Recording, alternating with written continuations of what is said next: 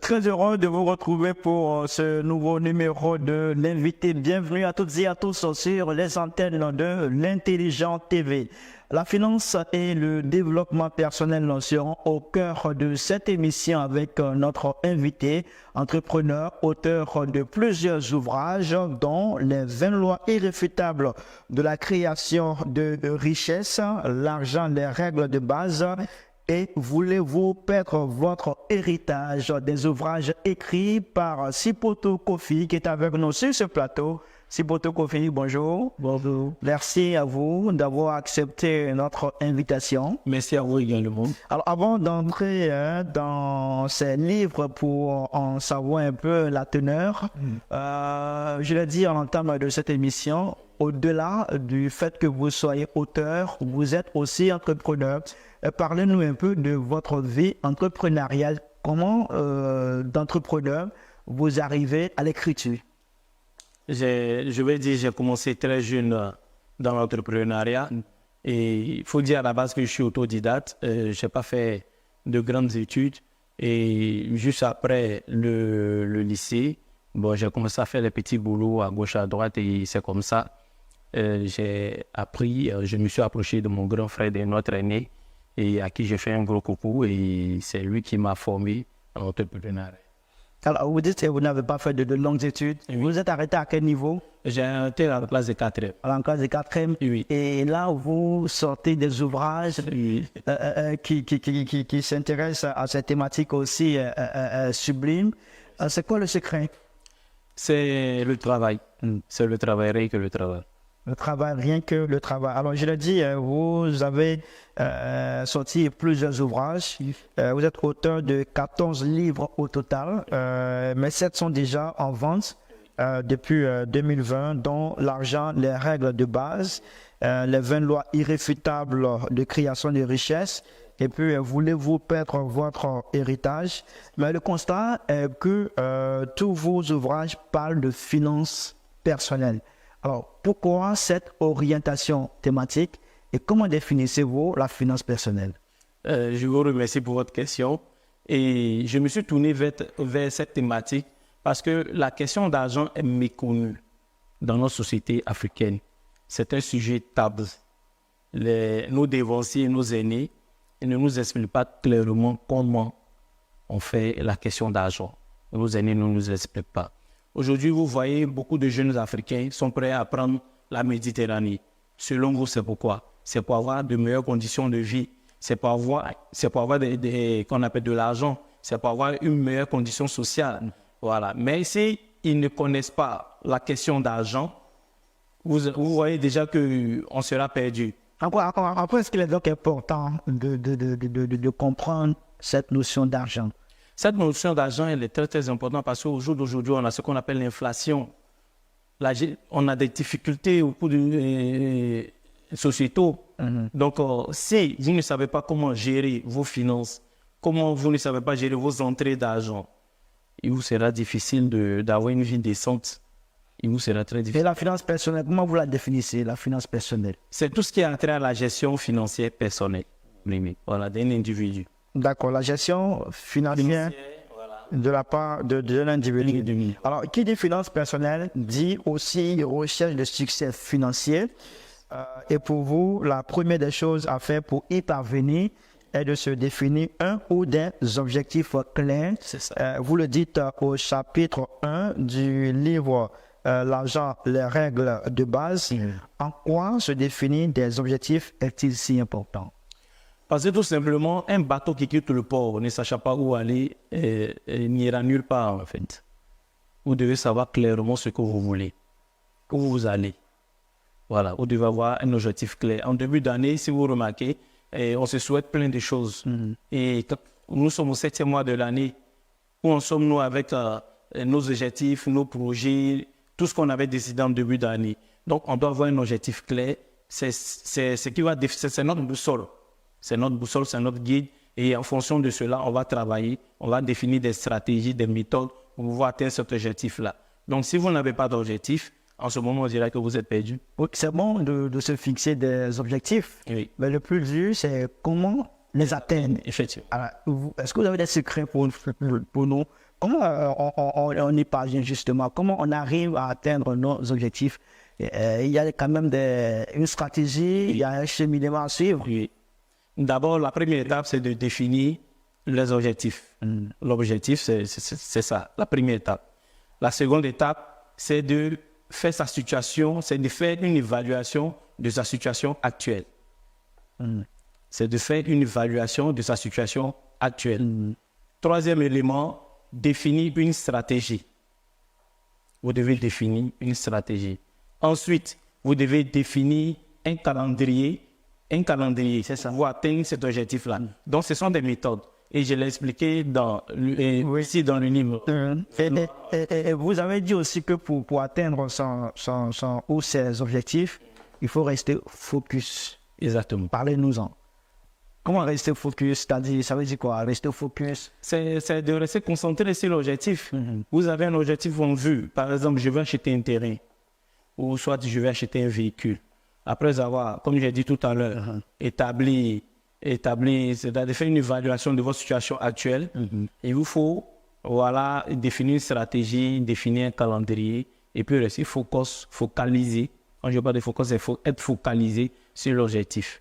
Vous devez tout faire pour pouvoir atteindre cet objectif-là. Donc, quels que soient les obstacles que vous allez rencontrer, quand vous visez l'objectif, la nature, certains des dieux, fera de telle sorte que vous puissiez atteindre. D'où le fait de rester concentré. Rester concentré sur ce qu'on fait. Cela pourra nous donner cette occasion-là de pouvoir réaliser nos objectifs. Alors, dans le cheminement, pour atteindre la réussite, se trouve le temps. Oui. Le temps, vous lui donnez une valeur immense, au point de dire à la page 129 ceci: on ne devient pas riche en passant son temps à économiser de l'argent. Oui.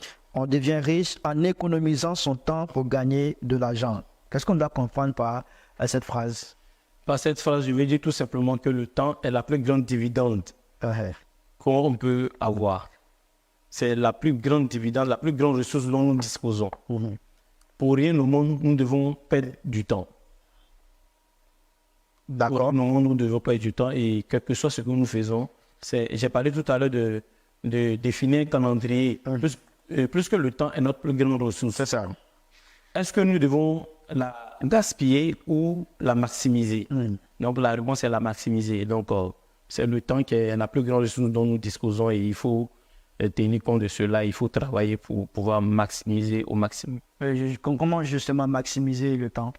Comment maximiser le temps? Oui. Non, mais comme je vous l'ai dit tout à l'heure, il suffit de définir des objectifs de vie, des buts et autres.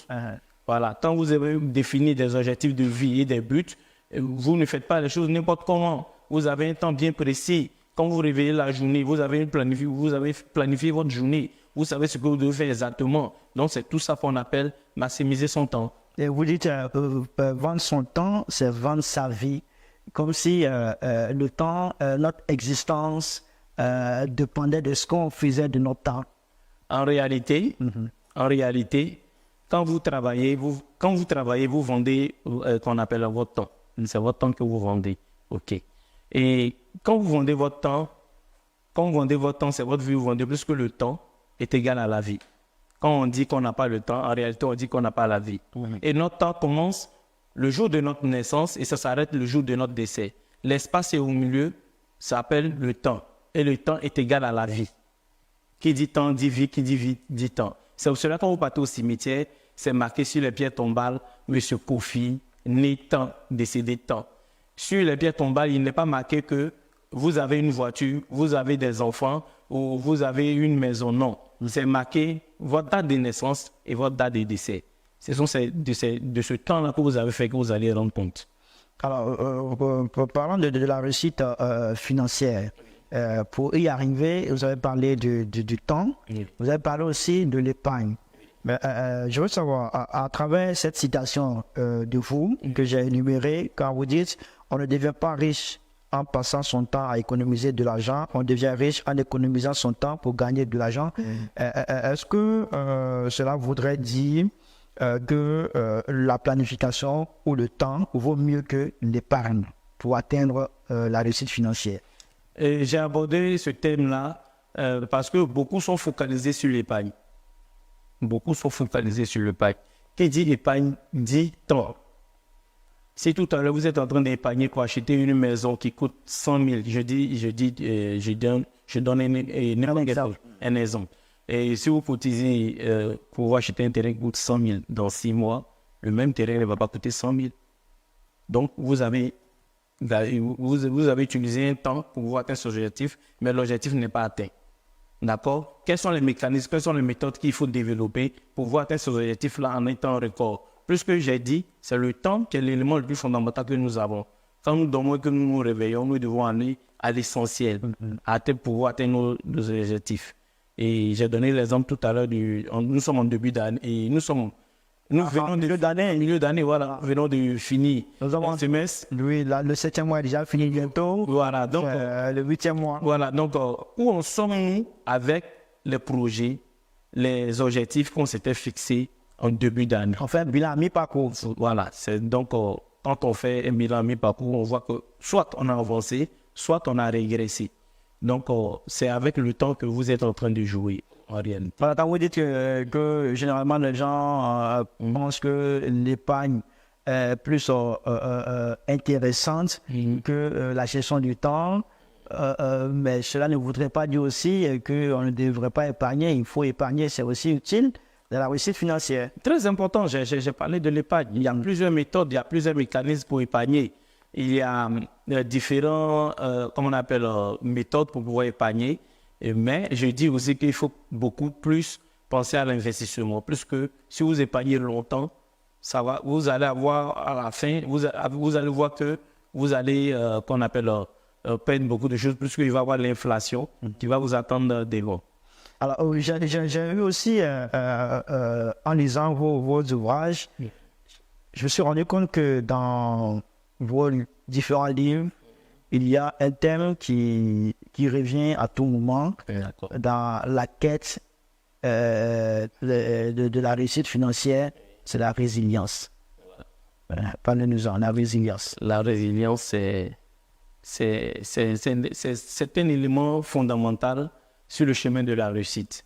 Ça veut dire que c'est quelque chose qui est inévitable. Quand on se lance dans un business, dans une affaire, on sera confronté forcément à l'insécurité. Aucune réussite n'est linéaire. Aucune réussite n'est linéaire. Allez voir qui vous voulez, aucune réussite n'est linéaire. Il y a forcément des obstacles que vous allez rencontrer en cours de chemin. Il vous faut maintenant développer votre résilience. Tout récemment, je ne sais pas, on a vu M. Dangote qui est confronté à des difficultés, par exemple. Voilà, il a dit dans ses propos qu'il ne peut plus faire marche arrière. S'ils arrêtent de nager, ils vont courir. Ils sont obligés d'avancer. Donc là, maintenant, on va parler de la casquette de la résilience qu'il faut adapter quand on entame un projet. Parce que le chemin ne sera pas facile. Alors, souvent, on peut être confronté à des difficultés qui viennent des amis, des concurrents. De partout. De partout. De partout. D'où même vous n'imaginez pas. Voilà. Donc, tout ça aussi, ça fait partie des affaires. Oui. Il faut s'attendre à tout ça. Oui. D'accord. Alors, vous avez écrit aussi ce livre-là. Voulez-vous perdre votre héritage? Oui. Vous m'avez dit avant de venir sur ce plateau que c'est un livre qui vous tient à cœur. Pourquoi? Ça me tient à cœur parce que tout ce que nous faisons ici, nous devons laisser un héritage de notre passage sur Terre. Qu'est-ce qu'on retient de nous quand on s'en va? Qu'est-ce qu'on dira de nous quand on s'en va?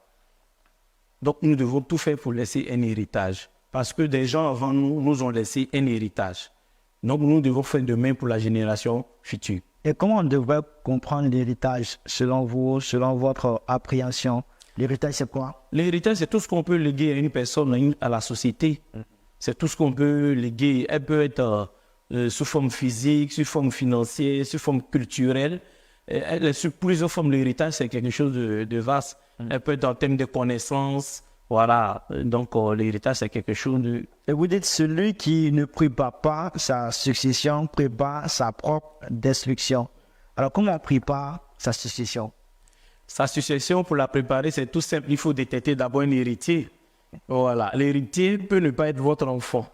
Voilà. Il peut être une tierce personne, un jeune, un frère, quelqu'un qui vous admire. Est-ce que vous voyez un peu quelqu'un qui vous admire, qui pense comme vous, qui a la même vision que vous? C'est à celui-là qu'il faut transmettre ce qu'on a. Est-ce que donc tout le monde ne peut pas être héritier alors? Non, tout le monde ne peut pas être héritier. Et pourquoi c'est si important? Je l'ai dit d'entrée que il y a des gens qui ont réalisé des choses pour que nous, aujourd'hui, nous soyons à l'aise. Est-ce que vous voyez un peu? Ils nous ont laissé, ils nous ont légué un héritage. À nous aussi de léguer cet héritage-là aux générations futures.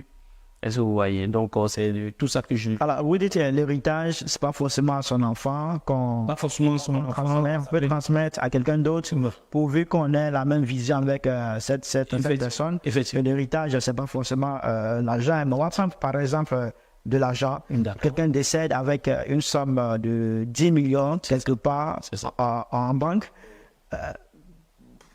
On doit comprendre, selon vous, Oui. qu'il ne faut pas forcément donner ces 10 millions à ses enfants. Oui. Il faut plutôt les remettre à quelqu'un qui a la même vision. Oui, j'ai pas employé le mot enfant, j'ai employé le mot héritier. Héritier. Voilà, héritier. Notre héritier ou héritière peut ne pas être notre enfant. Peut ne pas être notre... vous êtes un journaliste, votre enfant peut décider de devenir pilote. Est-ce que vous voyez? Donc, votre chaîne de télé, vous allez la léguer à qui? Au pilote? Non. Donc, il faut trouver celui-là qui est apte, qui a la même vision que vous, qui est apte à continuer vos œuvres. Et j'explique aussi le fait qu'il y a beaucoup d'entreprises en Afrique qui échouent, qui disparaissent dès que le fondateur décède. Voilà, c'est parce que l'héritage n'a pas été préparé. Et quand on ne le fait pas, vous n'êtes pas différent de quelqu'un qui n'a rien réalisé sur Terre. Dans ce cas que vous avez cité, une entreprise qui disparaît après le décès de son fondateur, c'est parce que l'héritage n'a pas été bien transmis. Là, c'est de la faute à qui? Du fondateur. Celui qui crée quelque chose doit forcément préparer un héritier à cela. Vous devez pouvoir les transmettre votre connaissance. Vous devez pouvoir les transmettre votre manière de penser, ce qui vous a permis de réaliser cela. Vous devez avoir la capacité de trouver cette personne-là pour pouvoir la transmettre. Sinon, au soir de votre vie, personne ne va continuer vos œuvres. En ce moment, on va vous oublier. En ce moment, on dira que vous avez vécu inutilement puisqu'on ne vous connaît pas. On ne vous connaît pas. Qu'est-ce qui parle de vous?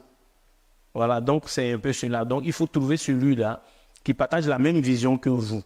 Et c'est à celui-là qu'il faut léguer notre héritage. Est-ce que c'est facile de trouver ce genre de personne, cette personne qui partage la même vision que nous?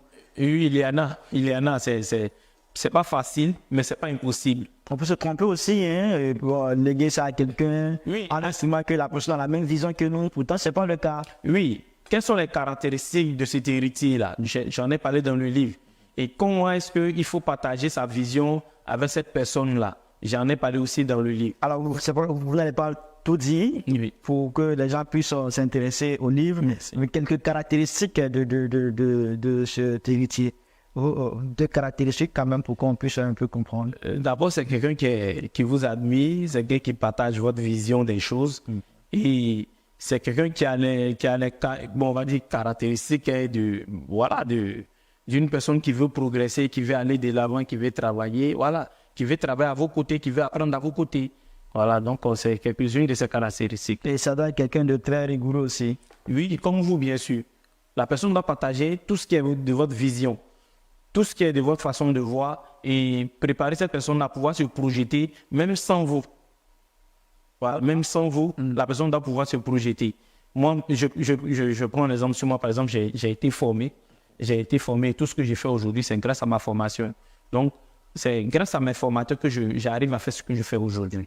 Donc, ils ont réussi à leur niveau à pouvoir me transmettre, à pouvoir me communiquer cette vision. Alors, quelle est la place qu'occupe la rigueur en finance personnelle? Là, quand on parle de rigueur, on parle de discipline. Sans discipline, vous ne pouvez pas tenir.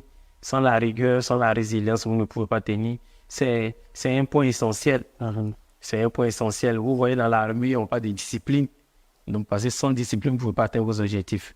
Ça, c'est impossible.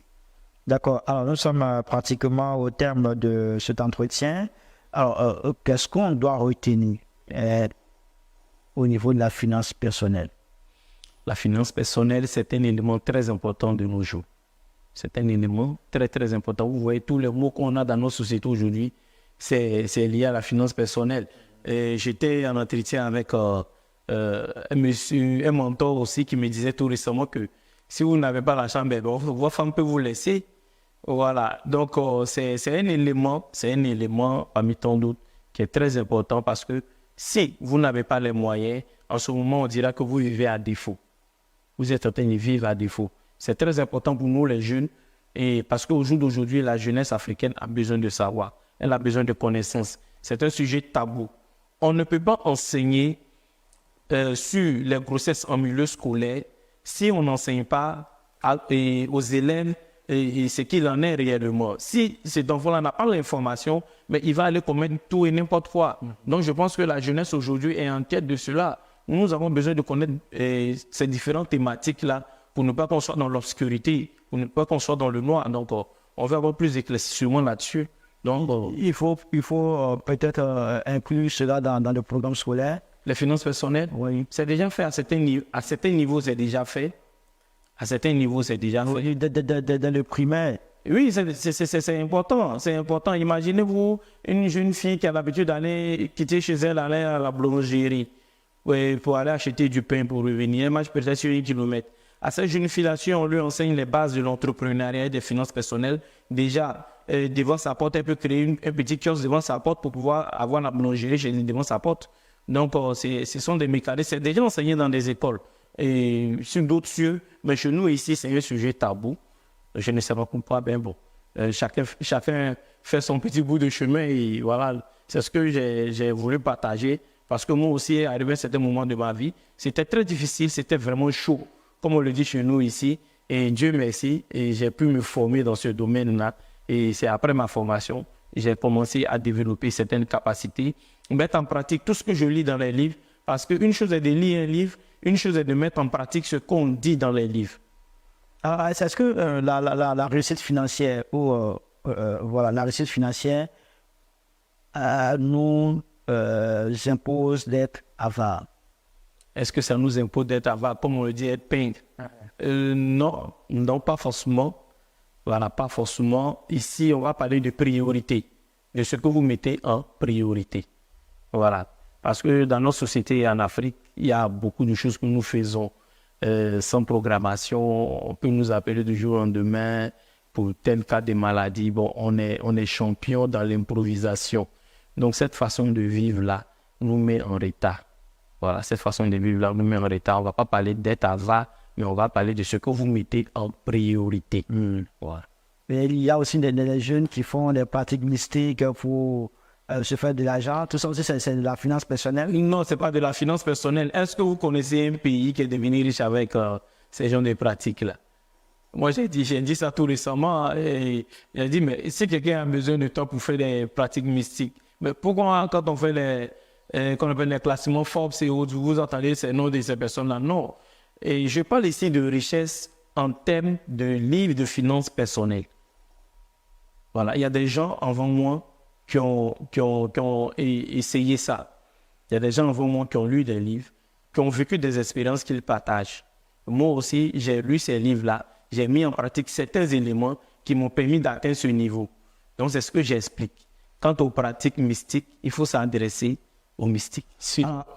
20 lois irréfutables de la création de richesses, l'argent des règles de base. Voulez-vous perdre votre héritage? Alors, à vous entendre parler, ce sont des livres, quand on les lit, il y a de fortes chances qu'on atteigne la réussite financière. Je vais dire, avec les retours qu'on a après lecture, beaucoup nous ont appelés, nous ont félicités pour les œuvres et nous ont clairement dit que ce sont des œuvres qui ont dégagé beaucoup de choses dans leur esprit. Donc, ce sont ces retours-là que nous avons pour l'instant. Voilà. Donc, je dis merci à eux aussi, parce qu'un livre a deux auteurs. Il y a celui qui l'écrit et il y a celui qui le lit. Donc, je leur dis merci pour cela. Alors, votre dernier mot? Mon dernier mot, ce que j'aimerais dire à toute la jeunesse africaine, beaucoup me connaissent, beaucoup ne me connaissent pas. Et moi, j'étais au bas de l'échelle, je n'étais rien. Il y a 10 ans de cela, je n'étais rien, je n'étais personne. Et j'ai été formé, j'ai rencontré des personnes qui m'ont formé. J'ai lu des livres, j'ai mis en pratique certaines choses. Et au bout de 10 ans, on va dire 10 ans maintenant, ma vie a complètement changé. J'ai emprunté une autre trajectoire. Donc, j'exhorte les uns et les autres à vraiment se tourner vers la lecture parce que moi, la lecture m'a sauvé. Et c'est par ce canal-là aussi que j'exhorte les uns et les autres à aller vers la lecture parce qu'il y a beaucoup de secrets dans les livres. Il y a beaucoup de secrets dans les livres. Des gens ont vécu des expériences. Vous êtes journaliste, il y a des journalistes qui ont écrit des livres. J'ai rencontré des techniciens, des mécaniciens. Je leur ai dit qu'il y a des mécaniciens qui ont écrit des livres, il y a des cuisiniers qui ont écrit des livres. Ce sont les expériences qu'ils partagent. Donc, il serait pas mauvais de se tourner un peu vers la lecture pour comprendre certaines choses. Voilà. Et surtout, les mettre en pratique. C'est très important. Une chose est de lire, une chose est de mettre les conseils en pratique. Ensuite, vous allez mesurer votre progression. Est-ce que ce que j'ai lu, ça a marché pour moi? Ça peut ne pas marcher pour vous. Ça peut marcher pour X ou pour Y, ça peut ne pas marcher pour vous. Donc, quand ça ne marche pas, vous faites une réévaluation et voilà, vous continuez votre chemin. Merci beaucoup, Sipoto Kofi. Merci de nous avoir édifiés sur la thématique de la finance personnelle. Alors, c'est clair, tout n'a pas été dit. Le reste est contenu dans ces différents ouvrages. 20 lois irréfutables de la création de richesse, l'argent, les règles de base, et aussi voulez-vous perdre votre héritage si vous voulez en savoir plus et puis de façon plus claire, plus sûre, veuillez vous procurer ces différents ouvrages qui ont été écrits par Sipoto Kofi. Merci beaucoup à vous d'avoir été sur notre plateau. Merci. Pour nous donner toutes ces informations enrichissantes. Merci infiniment. Merci. Et puis à très bientôt. Merci. Merci à toutes et à tous de nous avoir suivis. Et puis à très bientôt sur nos antennes pour notre numéro. Au revoir.